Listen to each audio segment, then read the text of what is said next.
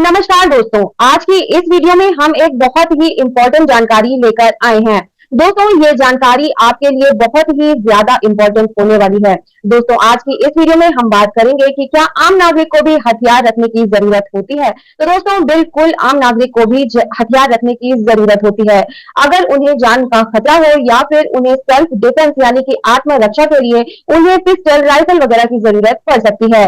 दोस्तों, अगर आप भी गन लाइसेंस के लेने के बारे में सोच रहे हैं तो ये वीडियो आपके लिए बिल्कुल परफेक्ट है। इसमें आपको गन लेने से लेकर के आपको लाइसेंस लेने तक की पूरी जानकारी आज की इस वीडियो में बताने वाली हूँ और गन के लाइसेंस से जुड़ी सभी जानकारी आपको इस वीडियो में मिल जाएगी। आर्म्स लाइसेंस के नियमों के अकॉर्डिंग गन लाइसेंस जारी करने का अधिकार दोस्तों राज्य सरकार के गृह मंत्रालय के पास होता है। अलग अलग राज्यों में डीएम यानी कि जिला अधिकारी, जिला कलेक्टर, कमिश्नर या इस रैंक के जो अन्य अधिकारी होते हैं उनको लाइसेंस जारी करने का अधिकार होता है और हर राज्य में आर्म्स लाइसेंस के नियमों में थोड़ा बहुत बदलाव देखा जाता है। तो चलिए जानते हैं लाइसेंस बनता कैसे है। दोस्तों, इसमें आपको स्टेप बाय स्टेप मैं इस वीडियो में पूरी जानकारी दूंगी, तो वीडियो को स्किप बिल्कुल भी मत कीजिएगा क्योंकि इस वीडियो में मैं बहुत ही डिटेल में बताने वाली हूँ। तो आपको इस वीडियो को देखने के बाद और कोई वीडियो देखने की जरूरत नहीं पड़ने वाली है। दोस्तों, आप लोगों को लाइसेंस से जुड़ी पूरी डिटेल इस वीडियो में मिलने वाली है। दोस्तों, आप यदि हमारे चैनल पर नए हैं तो हमारे चैनल को सब्सक्राइब करके अपना सपोर्ट जरूर दीजिए क्योंकि दोस्तों इससे मुझे मोटिवेशन मिलता है और आपको भी हमारे वीडियो का नोटिफिकेशन समय पर मिल पाता है। तो दोस्तों चलिए शुरू करते हैं। अब दोस्तों बात करते हैं कि शस्त्र लाइसेंस आप कितने प्रकार के बनवा सकते हैं। दोस्तों, हमारे देश भारत में शस्त्र लाइसेंस केवल 3 प्रकार के ही बनाने का नियम है, जिसमें शॉर्ट गन लाइसेंस और स्पोर्टिंग गन लाइसेंस और हैंड गन लाइसेंस के लिए आवेदन किया जा सकता है। दोस्तों, इन 3 प्रकार के गन लाइसेंस के अलावा जितने भी हथियार आते हैं केवल सरकार द्वारा ही उसको प्रयोग में लाया जाता है, जो कि प्रशासनिक कार्यों तथा देश की सुरक्षा के लिए प्रयोग की जाती है। दोस्तों, देश की सुरक्षा और प्रशासनिक कार्यों के लिए प्रयोग किए जाने वाले हथियारों को कोई भी देश का नागरिक अपने शस्त्र लाइसेंस के साथ प्रयोग नहीं कर सकता। दोस्तों, आर्म्स एक्ट के तहत देश में कोई भी नागरिक ज्यादा से ज्यादा 2 प्रकार के शस्त्र लाइसेंस बनवाने का राइट रखता है। इन 2 तरह की बंदूकों में से आप अपने अकॉर्डिंग किसी भी बंदूक को रखने का आपको अधिकार होता है, जैसा आप रखना चाहें या जैसी आपकी आवश्यकता हो या जैसा आपका मन हो।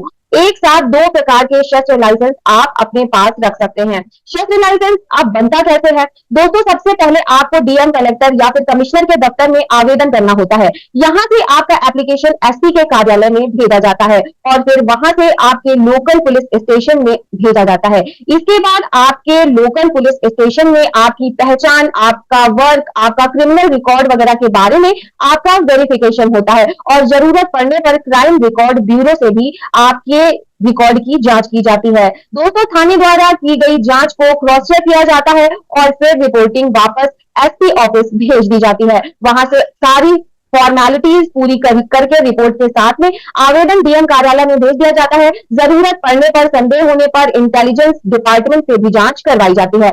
अब दोस्तों, ये सारी रिपोर्ट के आधार पर डीएम तय करते हैं कि आपको लाइसेंस दिया जाए या आपको लाइसेंस ना दिया जाए। दोस्तों, पूरी तरह से ये डीएम के विवेक पर निर्भर करता है कि आपको लाइसेंस वो जारी करेंगे या नहीं करेंगे। दोस्तों, सारी रिपोर्ट सही होने का मतलब ये पक्का नहीं होता है कि आपको लाइसेंस मिल ही जाएगा। दोस्तों, लाइसेंस जारी कौन करता है?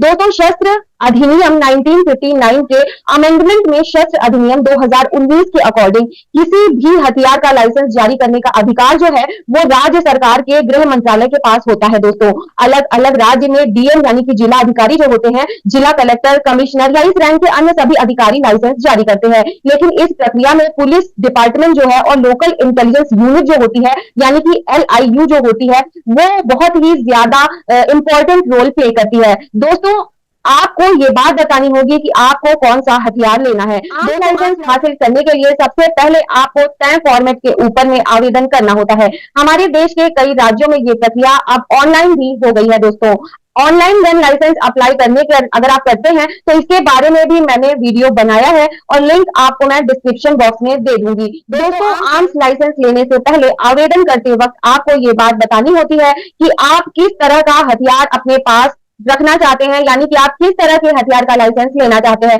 जैसे कि आप पिस्टल का लाइसेंस लेना चाहते हैं या रिवॉल्वर जैसे छोटे हथियार या फिर राइफल, एक नाली दो नाली जैसी बड़ी बंदूकों का लाइसेंस आपको चाहिए, ये बात आपको बतानी होती है। वो हथियार जो प्राइवेट बोर है उसका आपको लाइसेंस नहीं मिल सकता है। प्राइवेट बोर जो होता है दोस्तों, उसके अंतर्गत आने वाले हथियारों में .38 बोर, 9mm 303 राइफल, AK-47 जैसे हथियारों का लाइसेंस नहीं बनता है और ना ही इसे भारतीय आर्म्स एक्ट में नागरिक कोई भी खरीद सकता है। आम सिविलियन सिर्फ और सिर्फ नॉन प्राइवेट बोर के अंतर्गत आने वाले हथियारों को ही परचेज कर सकता है, जैसे 33 बोर, 32 बोर, 22 बोर, 380 बोर की हैंडगन जैसे हथियार आम लाइसेंस लेकर के आप खरीद सकते हैं। अब सबसे पहले आर्म्स लाइसेंस लेने के लिए आपको आवेदन करना होता है, जिसका एक तय प्रारूप होता है और इसे आर्म्स रूल 2016 प्रारूप घ के नाम से भी जाना जाता है। सबसे पहले आवेदन को पूरी तरीके से भर करके आपको सभी इंपॉर्टेंट जो डॉक्यूमेंट्स हैं उनके साथ डीएम, जिलाधिकारी या फिर कमिश्नर के दफ्तर में मौजूद शस्त्र लाइसेंस विभाग में जमा कराना होता है। गन रखने के लिए उम्र कितनी होनी चाहिए? दोस्तों, अगर आप आर्म्स रखना चाहते हैं, शस्त्र रखना चाहते हैं, तो इसके लिए लाइसेंस लेना बहुत ज्यादा जरूरी होता है और बिना लाइसेंस के अगर आप हथियार रखते हैं तो ये एक गैर कानूनी अपराध होता है, जिसमें आपको जेल और जुर्माना दोनों हो सकता है। भारत में आर्म्स लाइसेंस लेने के लिए एक आम नागरिक की उम्र 21 वर्ष से कम नहीं होनी चाहिए, तभी उस व्यक्ति को लाइसेंस मिल सकता है। दोस्तों, आर्म्स एक्ट 1959 के तहत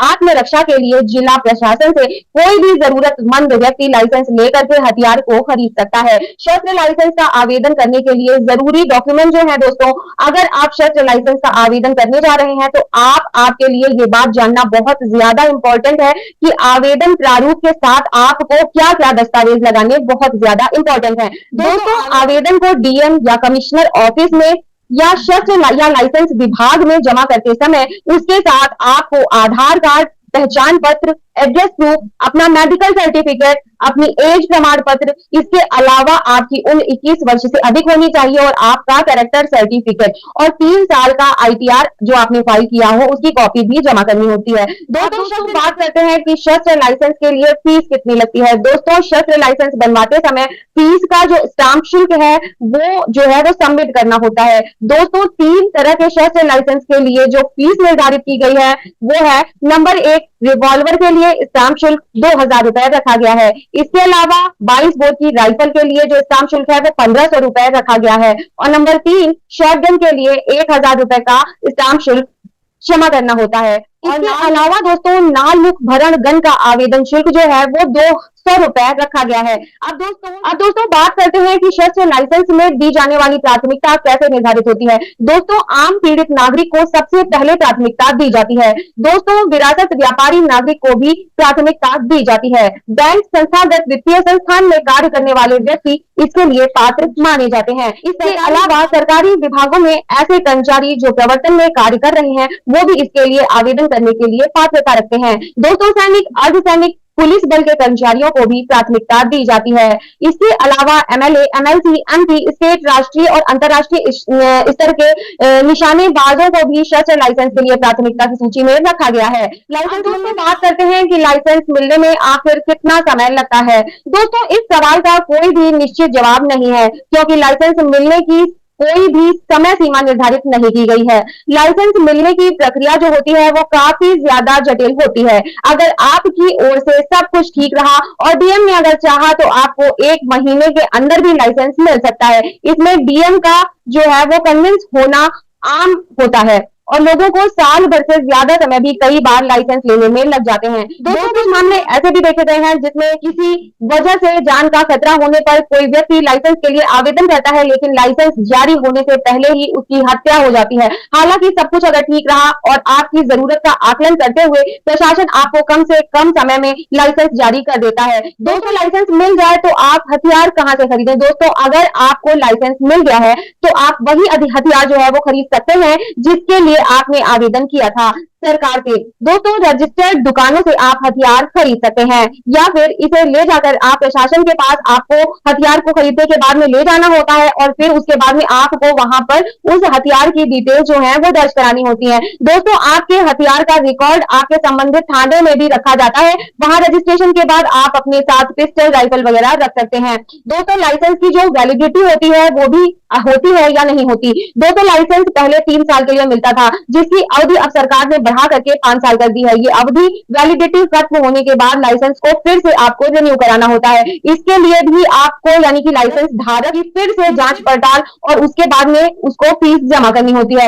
एक व्यक्ति 2 से ज्यादा हथियार नहीं रख सकता। दोस्तों, अब बात करते हैं कि गोलियों का भी रखना होता है हिसाब। दोस्तों, लाइसेंस मिलने के साथ ही ये भी तय किया जाता है कि आपको 1 साल के दौरान कितनी गोलियां दी जाएंगी, आपने गोलियां कहाँ खर्च की हैं और आपको इसका रिकॉर्ड के तौर पर खोखा रखना होता है। इसकी जानकारी भी आपको देनी पड़ती है और फिर से नई गोलियां आपको तभी दी जाती हैं। यदि कोई लाइसेंस धारक दिखावे या रौब जमाने के लिए गोलियां चलाता है या फिर दहशत पैदा करने के लिए फायरिंग करता है तो कानूनी कार्यवाही हो सकती है या फिर जेल भी जाना पड़ सकता है। अगर इन नियम शर्तों का पालन नहीं होता तो आपको लाइसेंस रद्द करके हथियार भी आपका जब्त कर लिया जाता है। दोस्तों, बात करते हैं कि क्या लाइसेंसी हथियार कहीं भी लेकर जा सकते हैं। दोस्तों, शस्त्र लाइसेंस वैसे तो आवेदक के राज्य की सीमा के लिए ही होता है। अगर कोई आवेदक अपने लाइसेंसी हथियार के साथ दूसरे स्टेट में जाना चाहता है तो शस्त्र नियम 1962 के उप नियम 53 के अकॉर्डिंग आप अपना लाइसेंस पूरे देश के लिए भी बनवा सकते हैं। आपका राज्य द्वारा जारी लाइसेंस को ही एक प्रक्रिया के तहत ऑल इंडिया परमिट दे दिया जाएगा। केंद्रीय मंत्री, सांसद, खिलाड़ियों की सुरक्षा और सुरक्षा अधिकारियों को ही जो है वो केवल नेशनल लाइसेंस दिए जाते हैं। दोस्तों, लाइसेंसी हथियार अगर पास हो तो आपको बहुत ज्यादा 30 मार खा नहीं बनना है। दोस्तों, जिसके नाम से लाइसेंस है वही गन को या शस्त्र को रख सकता है। ना ही तो आप अपने लाइसेंस को ट्रांसफर कर सकते हैं, ना बेच सकते हैं। पहले ही आपको ये मैंने बताया है अन्य वीडियोस में। दोस्तों, हथियार का इस्तेमाल रौब जमाने, दिखावे के लिए बिल्कुल भी ना करें। किसी शादी समारोह, चुनाव वगैरह में आपको बिल्कुल भी हार्श फायरिंग का इस्तेमाल नहीं करना है। दोस्तों, बेहतर होगा कि आप किसी को डराने, धमकाने या किसी भी क्रिमिनल एक्टिविटी के लिए अपने हथियार का इस्तेमाल ना करें, क्योंकि ये एक जुर्म है। इसके अलावा दोस्तों, शिकार करने और अपने मनोरंजन के लिए या गुंडागर्दी फैलाने के लिए भी आप अपने शस्त्र का इस्तेमाल नहीं कर सकते हैं। दोस्तों, प्रशासन चुनाव के समय दंगे की आशंका पर भी जब चाहे तब हथियार को नजदीकी थाने या गन स्टोर में जमा कराने के लिए आपको कह सकता है। अगर नियमों का आपने पालन नहीं किया तो क्या होगा। दोस्तों, अगर आप इन नियमों का पालन नहीं करते हो, इन शर्तों का पालन नहीं करते हो तो आपके लाइसेंस को रद्द करके आपका हथियार सरेंडर कर लिया जाता है। लाइसेंसी हथियार से किसी दूसरे की जान को अगर आप खतरे में डालते हैं और खतरे में डालने पर कानून के प्रावधानों के तहत जेल या आपको काफी हैवी पेनाल्टी जो है, जुर्माना जो है, या फिर दोनों की सजा हो सकती है। दोस्तों, ये इस बात पर निर्भर करता है कि किस सेक्शन के तहत केस दर्ज हुआ है। दोस्तों, आईपीसी की धारा 360 के तहत जानलेवा हमले का केस बनता है, जिसमें 10 साल तक की कैद हो सकती है। अगर आपने दिखावे में फायरिंग की और किसी को मान लीजिए गोली लग गई और उसकी मौत हो गई तो भी आपको गैर इरादतन हत्या के केस में मुलजिम बनाया जाएगा और दोस्तों इसमें आपको एक बड़ी सजा भी हो सकती है। दोस्तों, आज के इस वीडियो में शस्त्र लाइसेंस के लिए आवेदन कैसे करें, आर्म्स लाइसेंस रिन्यूअल के नियम, एप्लीकेशन फॉर्म की प्रक्रिया, फीस वगैरह के बारे में आपको पूरी जानकारी हो गई होगी। इन सब के बारे में मैंने इस वीडियो में डिटेल से बताया है। दोस्तों, गन लाइसेंस से संबंधित अगर आपके मन में कोई भी प्रश्न हो, आप जानकारी प्राप्त करना चाहते हो तो हमें कमेंट बॉक्स के माध्यम से आप अपने प्रश्न और सुझावों को भेज सकते हैं। दोस्तों, मैं आशा करती हूँ कि आपको मेरी यह वीडियो पसंद आई होगी। इस वीडियो को अपने आप फ्रेंड्स और फैमिली मेंबर्स के साथ में जरूर शेयर करें जो भी गन लाइसेंस लेने के बारे में प्लान कर रहा हो, ताकि उसे पूरी इंफॉर्मेशन मिल सके। दोस्तों, फिर मिलती हूँ एक नई इंटरेस्टिंग वीडियो के साथ। टिल देन अपना ख्याल रखिए। जय हिंद, जय भारत।